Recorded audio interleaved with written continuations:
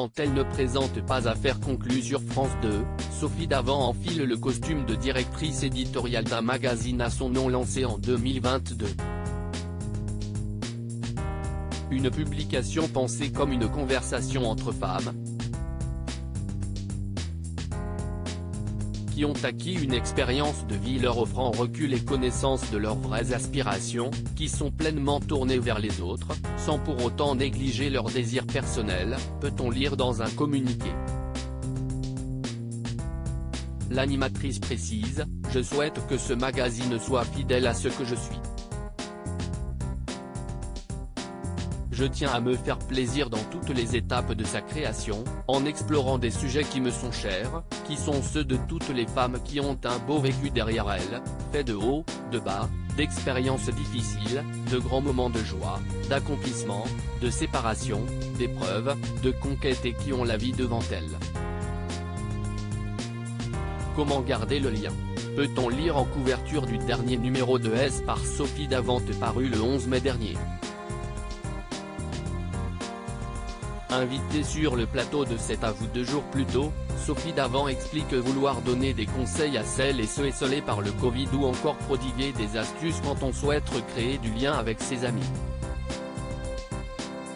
L'animatrice a d'ailleurs choisi de montrer en couverture sa fille, Valentine, et 2 de ses amies, Caroline, Marjorie Don, qu'on voit dans Affaires conclues et Yvonne, Poncet Bonisol, avec laquelle je faisais toute une histoire.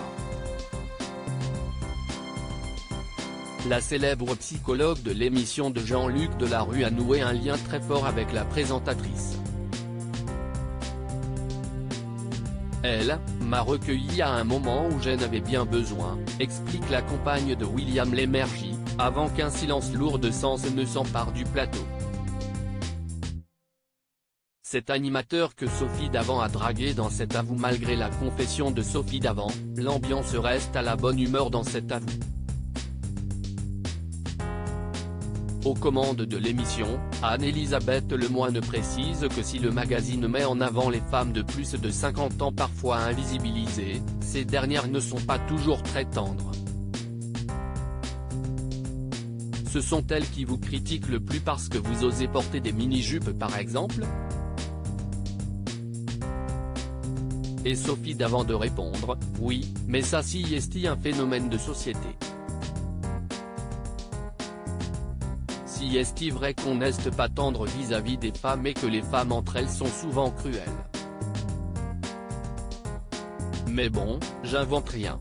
On l'a déjà remarqué. Parce qu'on est plus attentive. Les signes de vieillissement se remarquent peut-être plus chez une femme.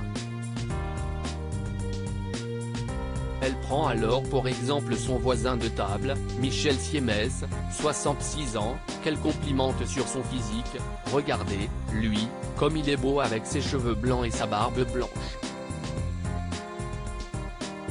Une opération séduction à laquelle le médecin ne reste pas insensible.